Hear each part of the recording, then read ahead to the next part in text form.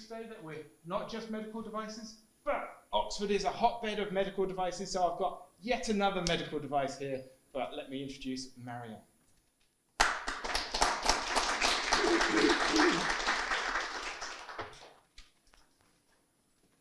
Well, good afternoon, everyone.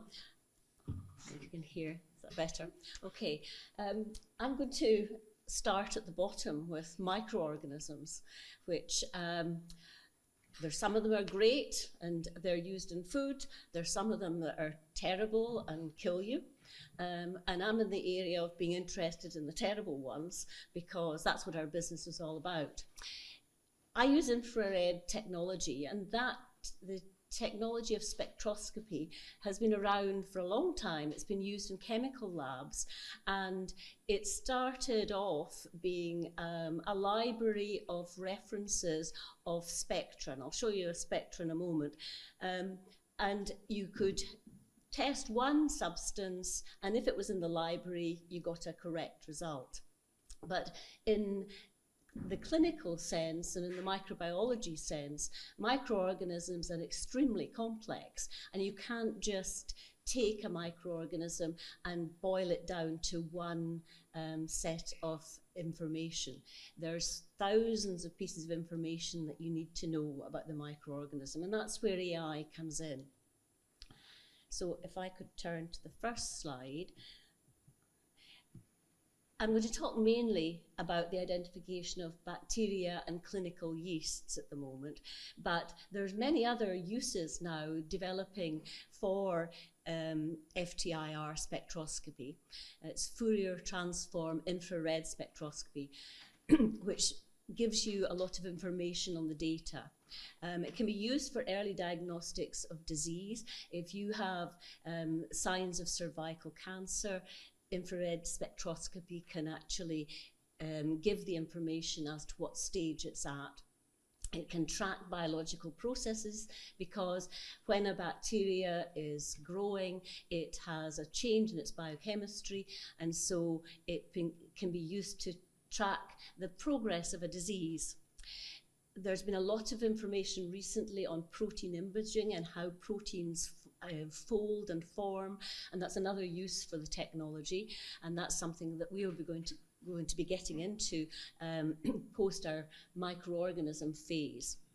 And then antimicrobial resistance is a huge problem in the world, with more and more uses, more and more prescriptions for antimicrobial agents, and bacteria learn how to get around these, and so we've got an increasing problem with antimicrobial resistance, and also the technology can be used to determine the sensitivity to antibiotics. You want antibiotics where the bacterium that you're looking at, or the infection you're looking at, is actually sensitive to that particular antibiotic.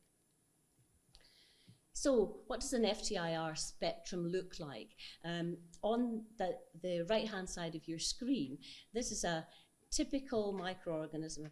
If you can all hear me, if you don't mind me moving. This spectrum has the absorbance against the wave number. And what we do is we take a huge number of readings. There's infinite numbers of waves in infrared spectroscopy, and the absorbance is really critical. The blue bar is water, and then lipids or fats, proteins, carbohydrates, and the right-hand side of the spectrum here is the most interesting part, because it contains nucleic acids. And there's a tremendous amount of information in the spectrum. You can't see it, or you can't do anything with it. And so this is where Fourier transfer has come in to actually help us look at the technology. So this is a whole organism fingerprint, and each organism has a unique fingerprint, and so that's the important feature, and it enables us to identify them. The cell walls of organisms are really complicated, and there's different types of bacteria. There's gram-positives, gram-negatives, and I've got a copy of a yeast cell wall there. There's different levels of complexity in these cell walls, and as you'll see as I go through the presentation, The gram-negative bacteria are more difficult because they've got a lot more information in them, and you've got to home in on the piece of information you want. The gram-positives are a lot easier to do, and both types of bacteria cause quite major disease and death. So it's not just one particular type. The gram is actually a reference to gram staining, because you can stain bacteria, and that's how they were identified initially, by the staining method. So our technology doesn't, it's like Sean's, it doesn't use any reagents at all, which is going to be more and more attractive, hopefully, as time goes on. With microbiology, everything has to be standardized. You can only be as good as the standardization of your method. And there's three parameters that we have to look at. You culture on a specific medium, and that creates part of the information that you need. Then the second factor is the instrumentation. We went through quite a lot of different manufacturer spectrometer before we decided which one we were going to use, because each one has to be able to create reproducible results in different microbiology labs, and sometimes different manufacturers' machines, if you have two, they don't produce the same results. So we've run parallel tests with each manufacturer's machine to find out exactly whether they produce the same results. Also, we've run machines in different countries to see if we get the same results. So it's really important you've got that in place. And then the last part is the part that OCC helped with, where they helped us to put together the artificial intelligence tools that we use to actually look at the spectrum and come up with a result. The advantages of this particular technology is, first of all, it's a much cheaper technology. If there was any clinicians in the room, they would know that the gold standard at the moment is something called MALDI-TOF. A MALDI-TOF setup costs £250,000.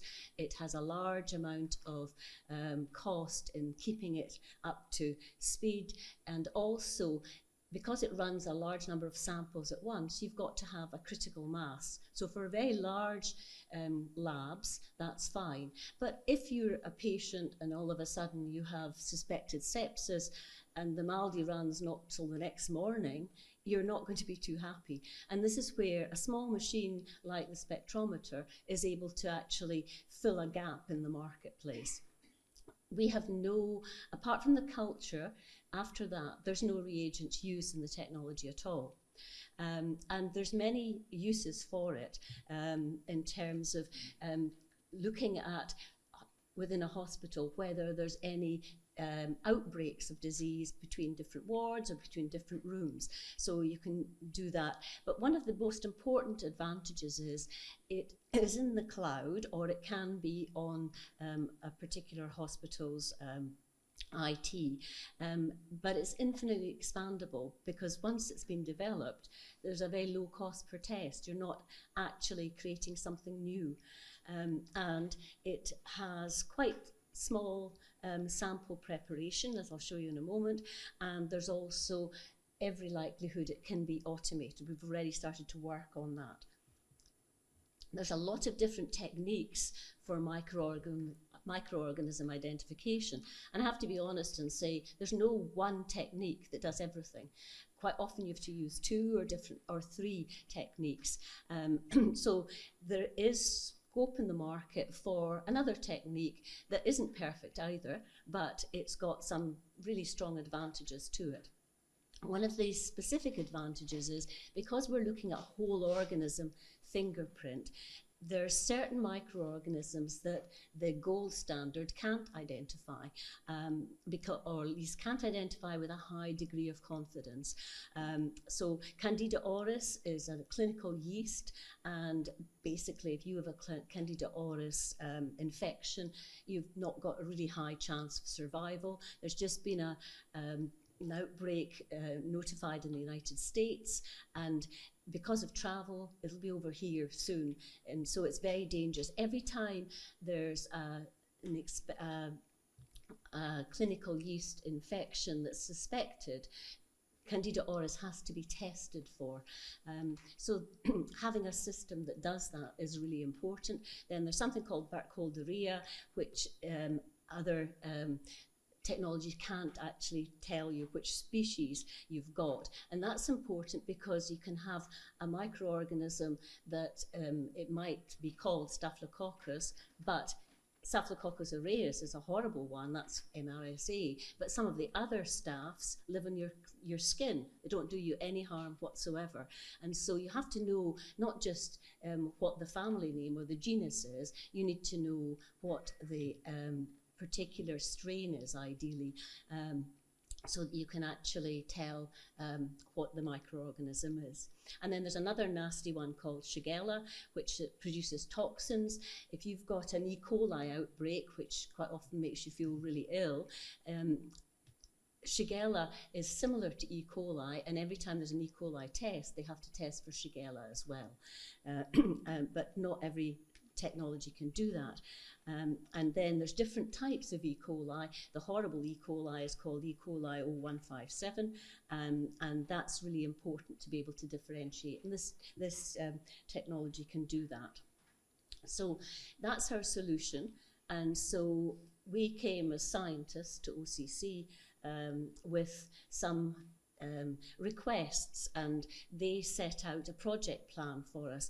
And I think one of the important things I wanted to mention, because this identification system is used for patients, there has to be a regulatory background, and at every milestone that was set out, there's regulatory support. So by the time we finished the milestone 3, or by the time they had finished writing everything for milestone 3, we had all of the regulatory information there, and it's held in the cloud in a system called Atlassian, and that means that everything's there, from all the testing, all the risk analysis, what the system does, etc. So it's all documented, and so that's very easy for potential clients to access.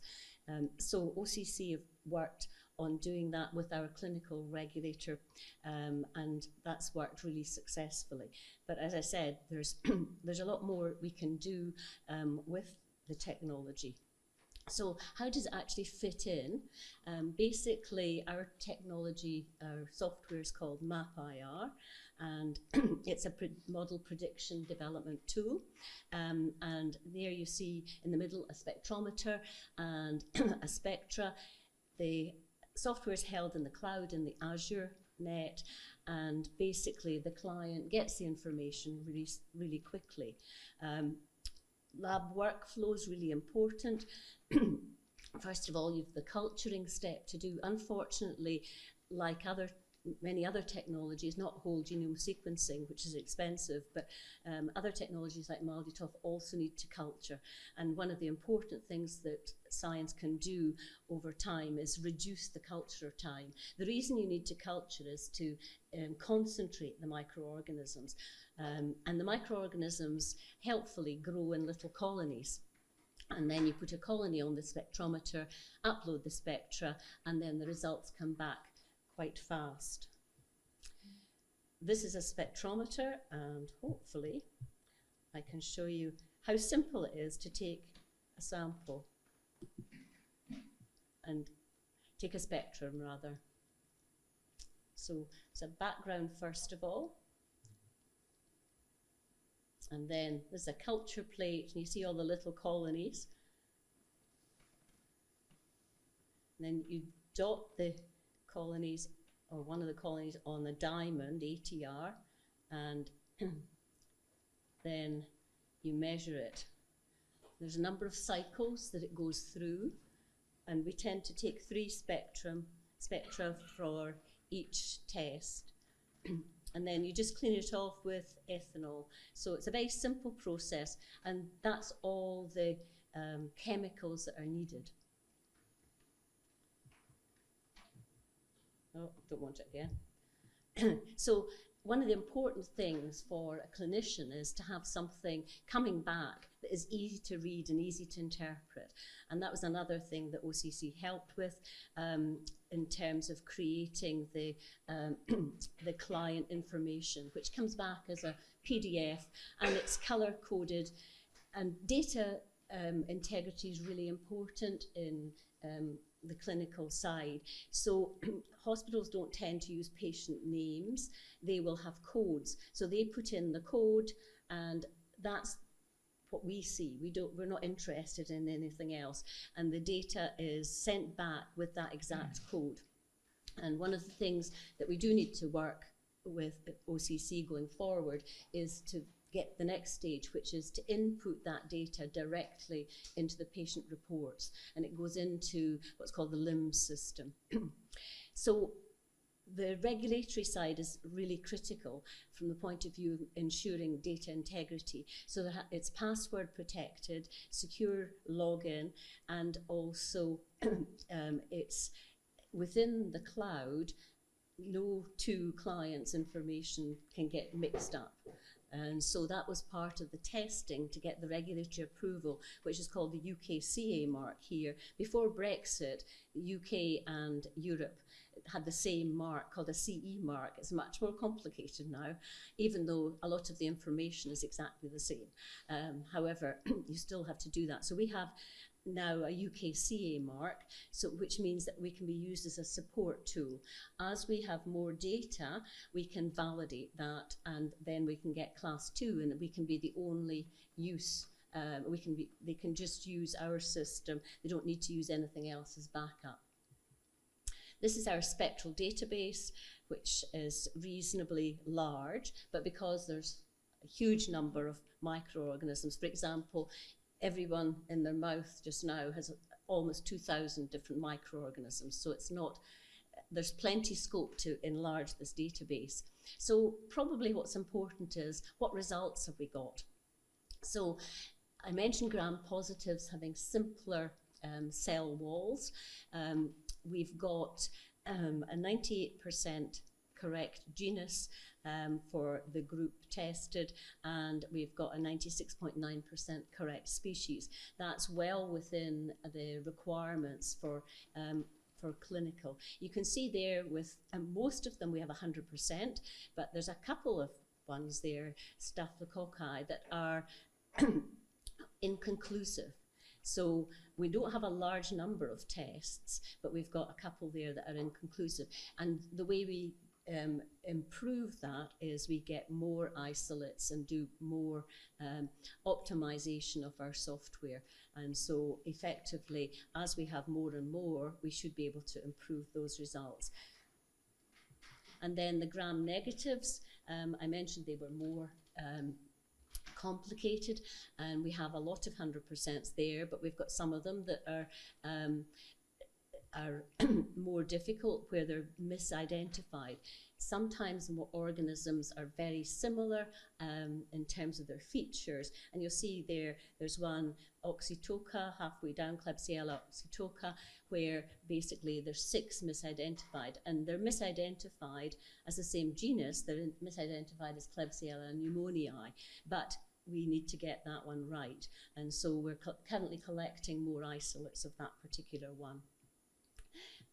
I'd also like to mention what's called the escape pathogens. These are the most dangerous pathogens in terms of being serious or urgent threats. These ones are between the second and third most common worldwide infections, and we can identify all 6 with quite a high degree of success. 96.7% correct genus and 86.9% correct species. We still have a couple of inconclusives, and then we've got one particular grouping that is misidentified. So those ones we're working on to improve to get towards the 100%. But that would be clinically acceptable now to have that group identified. Clinical yeasts are really important as well. They're not so common. Everyone knows about bacteria. The one that's important there is Candida auris, and we've got good results here, 96.8 or 95.2 correct, with a couple of inconclusives. But why is Candida auris important? It's spreading like wildfire in the United States, and it'll be over here soon. But that's one we can do with 100% genus and species ID. And in summary, basically, the overall results of the work we've done today, we're 94.4% correct genus ID and 90.6 correct species, which fits quite well with current techniques, which are between 83 and 99%. So the applications are quite wide. I've mentioned mainly clinical ones today, but there's also applications in the food area. Probably everyone's heard of Listeria and Salmonella. These can be identified in the same way. And so overall, we can identify about 80% of routinely collected microorganisms. There are a lot of microorganisms around, but there's a very small number that are actually the main ones you find in a hospital. And in summary, the MAP-IR is available now to universities. We've got comparable results. It complements other technologies. The reagent-free side of it is important because of the, I think it's by 2040, the NHS has to be net zero. And they've got a long way to go. The spectrometer is small, and benchtop size is really important in the microbiology lab. And we've had positive consumer feedback to date. So I won't go through that side, but where are we as a company? We've got the regulatory approvals, and we're just about launching and selling. So hopefully by maybe a couple of months from now, we'll actually have some clients that are actually hopefully happy, and we can move to the next stage. So with that, I'll finish. And if there's any questions, I'm happy to answer them. Thank you.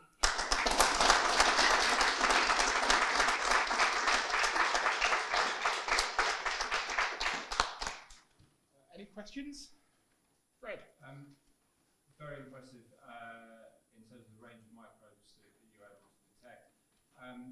Two questions. One is, are you able to distinguish between, you mentioned the antimicrobial resistance, between resistant and non-resistant strains? Yeah, we can do that, and in fact that's what I did my dissertation on, but we have to get more and more samples of them to do it. I did MRSA and MSSA, which is resistant and sensitive ones. So the more data we collect, the more we can do that. But yes, that's definitely possible. My second question was really, in terms of the ones that you've got a lower accuracy for, do you think there's additional data from the clinical isolates or from the patients themselves that might help improve the patient? The patient side doesn't matter. It's more the more spectra we have, the more analysis we can do and home in on the actual features that are important. So with this, the reason we can identify some bugs that other technologies can't is we're looking at lipids, we're looking at carbohydrates, nucleic acids. The main technology focuses on what's called ribosomal proteins, so they're just proteins. So the more information we can get out of the spectrum, the better. Richard? Given the requirement for a fixed growth condition, is there an impact on the growth rate or total time to resolve from the first incubator to actually now to put the samples on the instrument together? There isn't a difference as long as we've got the volume that we need to actually identify. The organisms don't change because you're taking a sample of organisms at all different stages when you take a sample of the culture. But one of the things we do need to do is get that time to result as low as possible. And some work that's been done currently on direct from blood samples, where you actually have a patient's got an infection, they've got a positive blood sample, you take another sample of the blood and then you grow it in warm gel in a tiny tube, and then that centrifuge, the bacteria go to the top, and you can take that and put it on. That still has to be properly standardized, but something like that will bring the time to results down by a couple of hours. And there's certainly other types of infrared, including microscopy, that actually can do it probably with less and less of the microorganisms, because you're using a microscope, so that would make a difference. Microscope in photography, you can use the pixels, and again, that's something that we're investigating. Thank you.